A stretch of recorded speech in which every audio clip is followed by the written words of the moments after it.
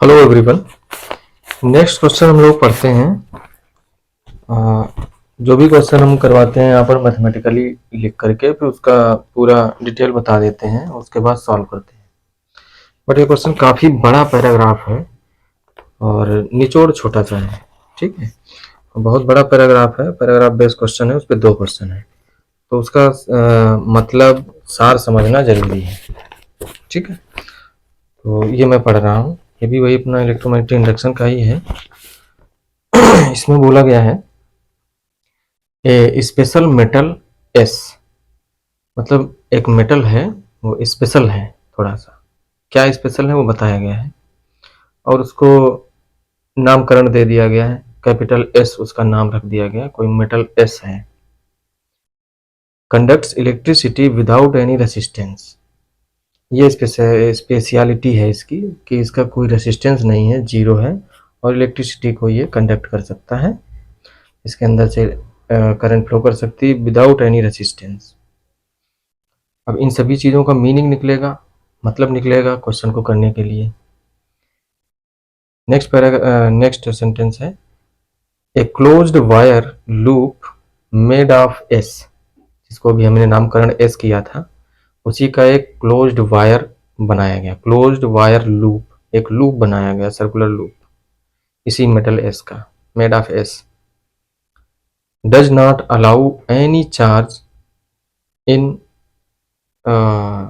Does not allow any change, charge नहीं change. फिर से मैं रिपीट करता हूँ पूरा question. A special metal S conducts electricity without any resistance. A closed wire loop made of एस does not allow any change in flux through itself by inducing a suitable current to generate a compensating flux। इसका मतलब ये है कि ये जो loop है जो बनाया गया उस मेटल से, उसके अंदर से पास होने वाला जो फ्लक्स है, उस फ्लक्स के चेंज का फुल्ली अपोज करता है। फुल्ली अपोज का मतलब क्या है? Does not allow any change, कोई भी चेंज को ये अलाउ नहीं करता है, फ्लक्स के किसी भी चेंज को अलाउ नहीं करेगा। और कैसे करेगा ये, कैसे चेंज को अलाउ नहीं करेगा? By inducing a suitable current, अपने अंदर एक करंट इंड्यूस करा लेगा। ये तो सिंपल सी Faraday's law of electromagnetic induction ही है, बट इसकी स्पेशलिटी ये है कि ये जो है, जैसे इसके अंदर से जाने वाला फ्लक्स चेंज होगा तो उसका फुल्ली अपोज करेगा। कहने का मतलब इसका यही है, inducing suitable current to generate a compensating flux, एक करंट इंड्यूस करेगा और एक अपोजिट कंपनसेटिंग फ्लक्स क्रिएट कर देगा, और अपने से पास होने वाले फ्लक्स को जो चेंज हो रहा है उसको चेंज नहीं होने देगा। ठीक है ना, चेंज जीरो रहेगा। ओके, तो यही बोला गया है, a closed wire loop made of एस does not allow any change in flux through itself by inducing suitable current to generate a compensating flux.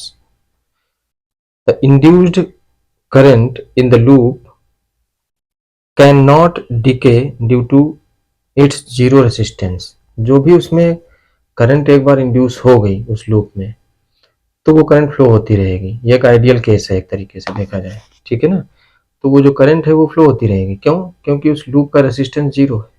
Speciality इसमें क्या है कि इसका रेसिस्टेंस जीरो है। आपने एक बार किसी तरीके से करंट फ्लो करा दी तो वो करंट फ्लो करती रहेगी। ठीक है, वो जीरो नहीं होगी। वही बोला गया, the induced current in the loop can not decay नहीं हो सकती due to its zero resistance, क्योंकि उसका रेसिस्टेंस जीरो है, इसलिए करंट जो उसमें है वो बनी रहेगी, वो जीरो नहीं होगी, भले ही उसमें सप्लाई ना हो, या फिर हम आगे कोई फ्लक्स ना चेंज करें, या फिर ईएमएफ कहीं से जनरेट हुआ फिर वो हट गया है, जो भी है, कैसे भी जनरेट हुआ हो, चाहे हम बाहर से सप्लाई दिए हों, वो सब बातें अलग है। एक बार करंट आ गई, फिर वोल्टेज जीरो भी है तब भी करंट फ्लो करती रहेगी। This current gives rise to a magnetic moment. जो ये करंट उस लूप में फ्लो करेगी वो तो सही बात है, current carrying loop just like behave एक डाइपोल, मैग्नेटिक डाइपोल की तरह बिहेव करता है, सभी को पता है। एक फेस उसका एन पोल बन जाएगा, एक फेस एस पोल बन जाएगा, उसी बात को इसने लिखा है। This current gives rise to a magnetic moment इस करंट की वजह से एक मैग्नेटिक मूवमेंट जनरेट हो जाएगा उस लूप में, which in turn repels the source of magnetic field of or flux। वो जो मैग्नेटिक मूवमेंट उसमें डेवलप होगा उस लूप में, जो भी फ्लक्स वो डेवलप करेगा, कंपनसेटिंग फ्लक्स, मैग्नेटिक मूवमेंट भी डेवलप होगा, जाहिर सी बात है।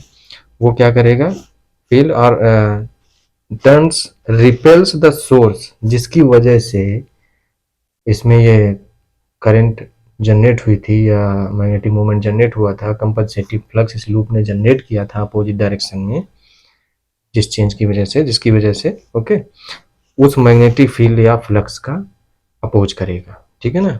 रिपेल्स, उस सोर्स को रिपेल करेगा जिसकी वजह से इसमें चेंज आ रहा है, वही अपना लेंजला बातें सब वही हैं। Consider such a loop of radius a. अब इस मेटल का एक लूप है, उसको कंसीडर किया गया कि कंसीडर करिए कि ऐसे मेटल का एक लूप है जिसकी रेडियस स्मॉल ए है, with its centre at the origin, उसका सेंटर ओरिजिन मान लिया गया उस लूप का। A magnetic dipole of moment m, एक दूसरा कोई मैग्नेटिक डाइपोल है जिसका मैग्नेटिक मोमेंट का मैग्नीट्यूड स्मॉल एम बोला गया है, कोई दूसरा डाइपोल है मैग्नेटिक मोमेंट एम का, ठीक है। Is brought along the axis of the loop, उस लूप के एक्सिस के अलोंग दूसरा जो मैग्नेटिक डाइपोल है उसको लाया जाता है, ठीक है ना। Loop from infinity to a point, infinity से लेकर के एक पॉइंट तक लाया जाता है, बट एक्सिस के अलोंग लाया जाएगा, उस लूप के एक्सिस के अलोंग लाया जाएगा जो लूप उस स्पेशल मेटल से बना है, ठीक है ना। At distance r, small r distance तक लाया जाता है इन्फिनिटी से, बट अलोंग द एक्सिस, ठीक है। और इसमें यह भी लिखा है, ये जो आर है small r, that is very large large large then greater than small a, ये मतलब उस लूप का जो रेडियस था उससे काफी डिस्टेंस ज्यादा है, उस डिस्टेंस तक उसको लाया जाता है मैग्नेटिक डाइपोल को, ठीक है ना, लूप के एक्सिस के along, from the centre of the loop, centre of the loop से आर डिस्टेंस तक उसको लाया जाता है, with its north pole always facing the loop, उस मैग्नेटिक मोमेंट को जो इन्फिनिटी से लाया जा रहा है उसका नॉर्थ पोल किस तरफ है, उस लूप के फेस की तरफ है, लूप की तरफ है, ठीक है। As shown in the figure below, जो फिगर नीचे बनाया गया वो मैं बना देता हूँ, इसके आगे अभी भी और भी पढ़ना है इसमें। ये इस तरह से लूप है,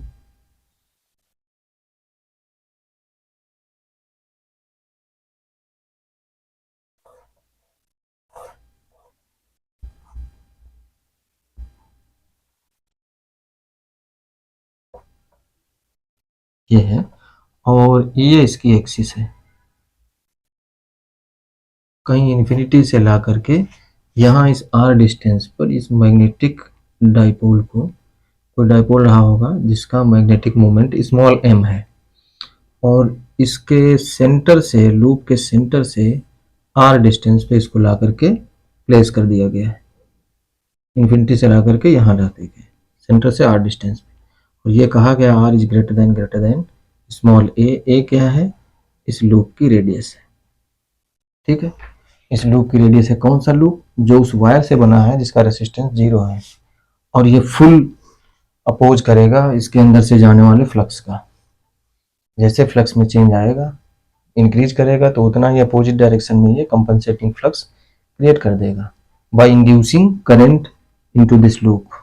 ये तो सीधा है फैराडेज लॉ, ठीक है ना, अपना जो लेंज लॉ काम करता है उसी रीजन का अपोज करता है, जिसकी वजह से ये प्रोड्यूस होता है। बट इसमें थोड़ी स्पेशलिटी है कि इसकी रेसिस्टेंस 0 है, करंट आ गई एक बार तो वो फिर करंट फ्लो होती रहेगी, भले इसको अभी तक इसे ला रहे हैं फ्लक्स चेंज हो रहा है यहाँ से जाने वाला, ठीक है। ये एक डाइपोल है, मैग्नेटिक डाइपोल, मैग्नेटिक डाइपोल की भी फील्ड लाइंस होती हैं, जैसे एक टाइनी मैग्नेट मान लीजिए तो उसकी भी ऐसे फील्ड लाइंस ऐसे निकलेंगी, ऐसे ऐसे ऐसे, तो वो जब पास लाओगे तो नंबर ऑफ लाइंस इससे जाने वाली बढ़ती जाएंगी। तो ये नॉर्थ पोल है, एरो दिखाया गया, मैग्नेटिक मोमेंट की डायरेक्शन ये दिखाई गई, ये एरो, इधर से लाइंस निकलेंगी उधर से एंटर करेंगी, ठीक है। तो जैसे ही इसको पास लाओगे ये भी नॉर्थ पोल बना देगा, यहाँ पे जस्ट उसका अपोज करेगा और करंट इसमें इंड्यूस हो जाएगी, ठीक है। तो कैसे हुई, ऐसे इस तरीके से, ये इसमें जो भी करंट ऐसे इंड्यूस हुई इस तरीके से इंड्यूस होगी और इस तरफ को ये अपनी फील्ड बनाएगा। ये खुद एक मैग्नेटिक डाइपोल की तरह वर्क करने लगेगा। इधर वाला फेस नॉर्थ, पीछे वाला फेस साउथ, इसका अपोज करेगा। ठीक है, अब मान लीजिए यहाँ पर लाकर रख दिया गया और इसमें अपोज करने के लिए इसमें करंट फ्लो करा दी इसने। फिर अब ये करंट इसमें एस्टेब्लिश हो चुकी है, अब ये फ्लो होती रहेगी। नॉर्मल मटेरियल होता है तो ये करंट जीरो हो जाती है, बट ये एक स्पेशल मटेरियल है, रेसिस्टेंस जीरो है। आप थोड़ा सा दिमाग आपका जा रहा होगा ये किसकी बात कर रहा है, और इसको नाम भी इस मेटल को एस दिया गया है। तो एस से आप जानते हो सुपर कंडक्टर। ठीक है, तो सुपर कंडक्टर ही ऐसा कर सकता है और एक आइडियल केस हमारा लिया गया है। ठीक है, तो यहाँ तक की कहानी हो गई। ये इसको ऐसे इन्फिनिटी से लाया जा रहा है, यहाँ तक ला दिया। ठीक है, अब आगे पढ़ते हैं। आगे क्या है, the magnitude of magnetic field at a dipole, नहीं magnetic field of a dipole, ये जो डाइपोल को जिसको लाया जा रहा है लूप के पास, dipole magnetic sorry the magnitude of magnetic field of a dipole m, इसको नाम ही m दे दिया गया। ठीक है, डाइपोल m जिसका magnitude of magnetic moment m है। ठीक है, m at a point on its axis, इस डाइपोल की भी एक्सिस यही होगी, इसकी एक्सिस लूप की भी एक्सिस यही है। On its axis at distance small r is mu naught m upon 2 pi r cube. इन्होंने कहा है ये डाइपोल जो है इससे r डिस्टेंस पे, वो कोई भी डिस्टेंस हो सकती है, ये भी हो सकती है, कहीं भी है, तो इससे r डिस्टेंस पे इसके एक्सिस पर जो मैग्नेटिक फील्ड होती है वो होती है म्यू नॉट m अपॉन 2 पाई r क्यूब। ठीक है, ये बताया गया है, बोला गया है the magnitude of magnetic field of a dipole m at a distance at a point on its axis at distance r is mu naught m by 2 pi r cube, where mu naught is the permeability of the free space, the magnitude of the force between two magnetic dipoles। अब ये दो magnetic dipoles ही तो हैं, एक magnetic dipole लाया जा रहा है और एक अपने आप बन जा रहा है बाय इंड्यूसिंग करंट, क्योंकि अपोज करेगा ये अपने अंदर से जाने वाले फ्लक्स का। तो ये करंट लूप भी एक मैग्नेटिक डाइपोल मूवमेंट का ही काम करेगा। अच्छा, ये जो क्वेश्चन में बोला गया r is greater then a, बहुत बड़ा है r, तो इस डाइपोल के लिए ये भी एज ए पॉइंट की तरह वर्क करेगा, क्योंकि ये बहुत बड़ा है, ये काफी दूर है, r डिस्टेंस भी बड़ी ज्यादा है और ये रेडियस छोटी है, बहुत रेडियस बहुत छोटी है, तो इस डाइपोल के लिए ये भी एज ए पॉइंट की तरह वर्क करेगा। तो इसकी वजह से जो भी यहाँ फील्ड होगी, यहाँ पे यहाँ पे यहाँ पे यहाँ पे, वैसे तो अगर देखें तो सेम नहीं होगी, बट चूंकि डिस्टेंस बहुत दूर है, ये भी है, लूप भी पॉइंट की तरह वर्क करेगा इसके लिए, जस्ट लाइक पॉइंट। ठीक है ना, छोटा सा लूप है, हमने बड़ा करके दिखाया है और ये काफी दूर है डाइपोल। ठीक है, तो इसके हर एक पॉइंट से जो फील्ड जा रही होगी वो सेम होगी, अप्रोक्सीमेटली सेम होगी। इस एज्यूम्पशन को कहाँ से हम मान रहे हैं, इससे। ये देने का पर्पज ही यही है कि आप इस चीज को समझें। इसकी वजह से जो यहाँ फील्ड होगी, जो सेंटर पे होगी, वही हर जगह हम एज्यूम कर सकते हैं, और इसकी वजह से जो यहाँ पर ये तो पॉइंट लाइक माना ही गया है, तो इस पर भी फील्ड यहाँ पर जो होगी वो होगी। ठीक है, इसकी वजह से हर एक पॉइंट पे सेम, ये तो पॉइंट लाइक है ही तो वही बोला गया है the magnitude of the force between two magnetic dipoles, दोनों ही मैग्नेटिक डाइपोल की तरह हैं, with moments m1 and m2। दो डाइपोल हैं, m1 और m2 डाइपोल मोमेंट है, तो उनके बीच जो मैग्नेटिक फोर्स काम करेगा, वो दोनों dipole separated by distance small r है on the common axis with their north poles facing each other, जो कि इसमें सब कुछ फुलफिल हो रहा है, is km1 m2 by r to the power 4। इन्होंने कहा दो डाइपोल हैं, उनके एक्सिस के अलोंग, मतलब एक्सिस के अलोंग डिस्टेंस r पर हैं दोनों, तो उनके बीच जो फोर्स लगेगा वो km1 m2 by r to the power 4 होगा। ये भी दे दिया। तो मैग्नेटिक डाइपोल्स जो r डिस्टेंस पे हैं, तो उनके बीच ये फोर्स काम करता है, where k is a constant of appropriate dimensions, ये कांस्टेंट है। The direction of this force is along the line joining the two dipoles, दोनों डाइपोल्स को ज्वाइन करने वाली लाइन के अलोंग इस फोर्स की डायरेक्शन होगी।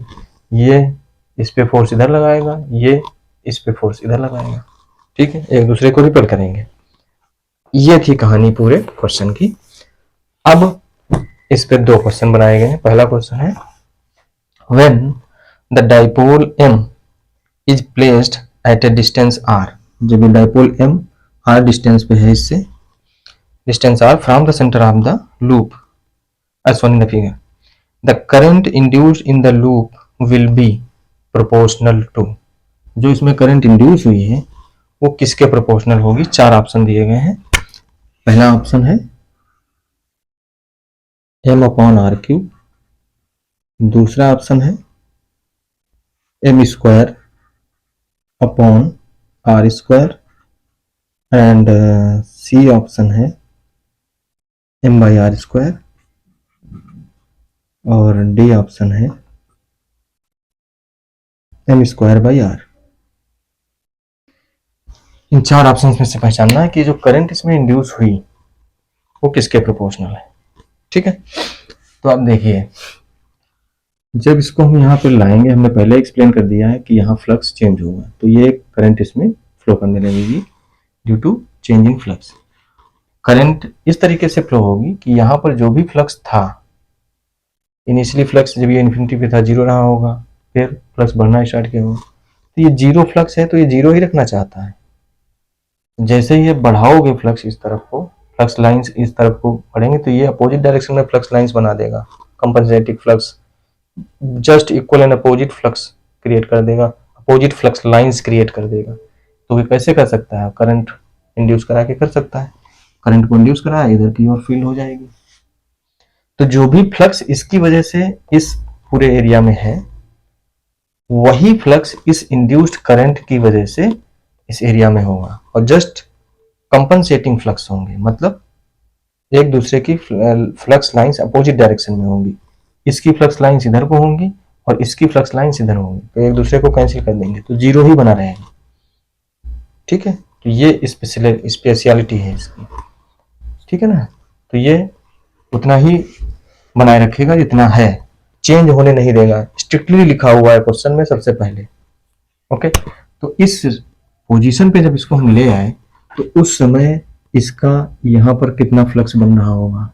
तो उन्होंने कहा है कि किसी भी डाइपोल से r डिस्टेंस पे जो भी मैग्नेटिक फील्ड है वो ये होगी, और हम जानते हैं इसकी वजह से यहाँ जो फील्ड होगी, फ्लक्स होगा, उसको हम क्या लिख सकते हैं, b इंटू एरिया। b ए कॉस थीटा लिखते हो, तो b इस तरफ को, एरिया वेक्टर इस तरफ को हमने मान लिया, ठीक है, इस लूप का एरिया वेक्टर, तो b dot A, b A cos zero plus 0 1 हो गया।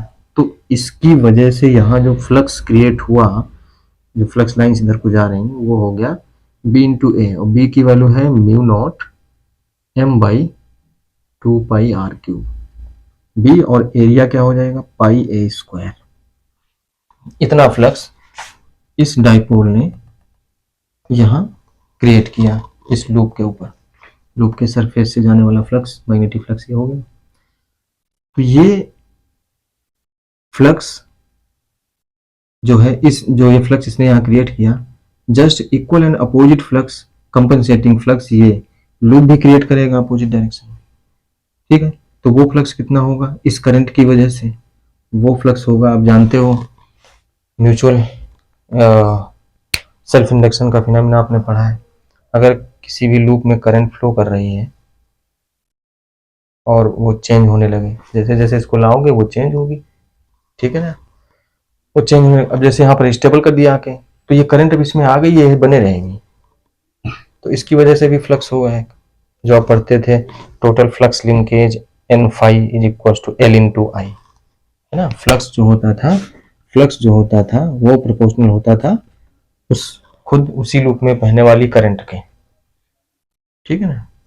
Flux is proportional to total number of, अगर टर्न्स n है उस लूप में, चूंकि यहाँ एक ही लूप है तो n को 1 कह सकते हैं।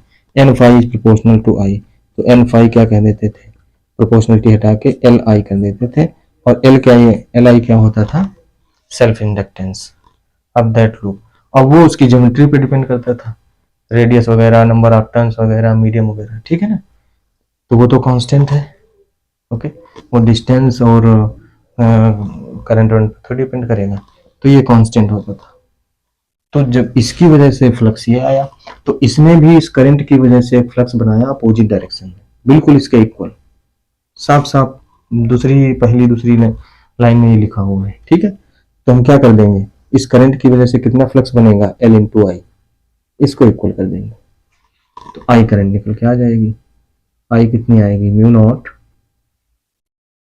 पाई से पाई कैंसिल, म्यू नॉट और एम ए स्क्वायर अपॉन 2, इसको एम को ऐसे रहने दें, हटा दें यहाँ से, और एल यहाँ ले आए, 2L, 2L यहाँ हो गया, और एम बाई ऐसे लिख लिया हमने, m by r cube, mu naught a square upon 2L और एम बाई आर क्यू ऐसे लिख लिया। तो ये तो कांस्टेंट हो गया, तो करंट देखिए अब किसके प्रोपोर्शनल है, एम बाई आर क्यू के।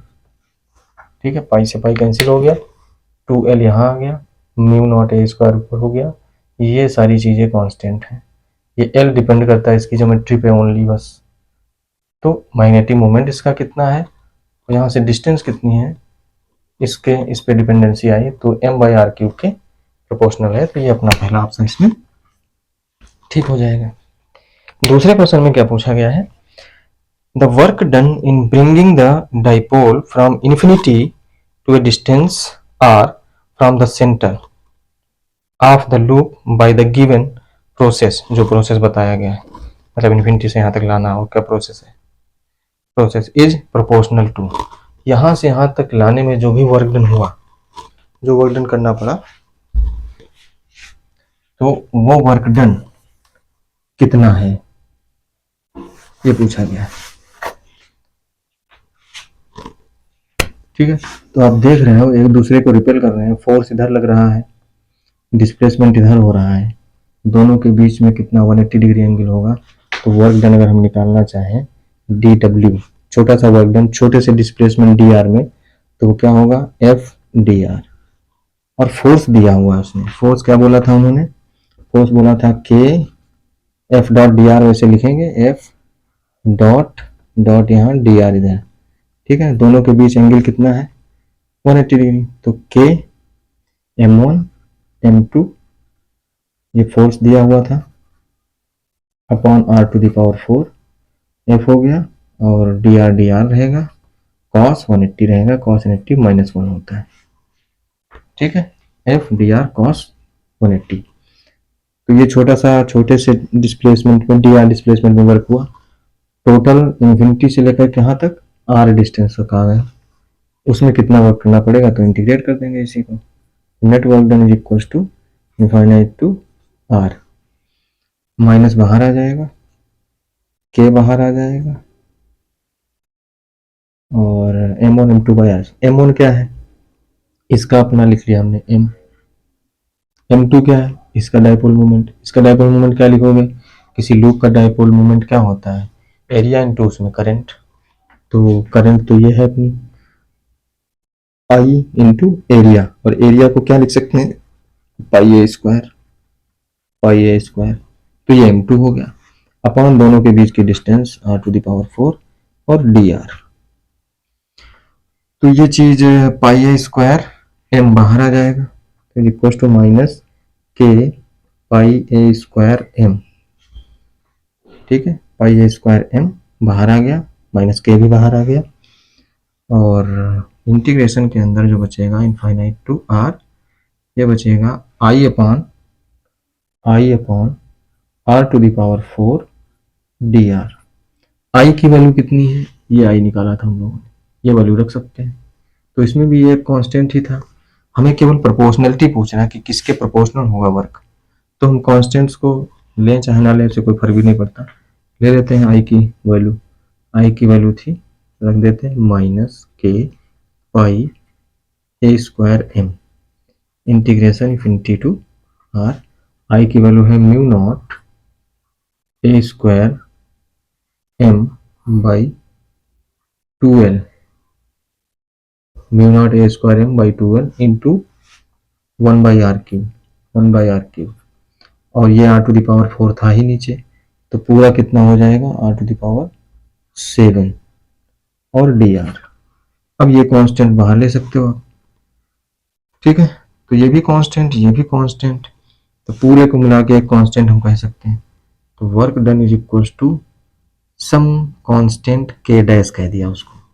ये पूरा प्रोडक्ट को हमने क्या कह दिया, के डैश, और integration infinity to r to the power -7 d r, ठीक है। ये अपना एक्सप्रेशन आ गया।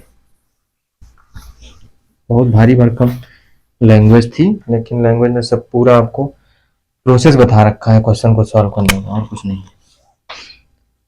तो ये minus k dash r to the power -6 upon -6 और infinity to -7, infinity to r, sorry, ये हो जाएगा।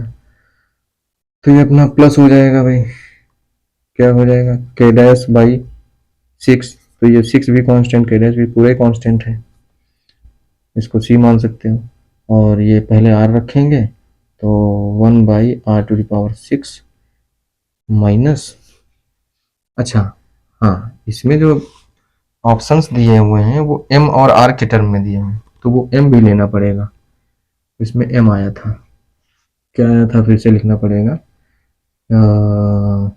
4 के m1 को हमने क्या कह दिया था, m, और m2 को क्या कह दिया था, i into a, area pi r square, और फिर i में एक और m आएगा, इसमें एक और, तो m स्क्वायर हो जाएगा।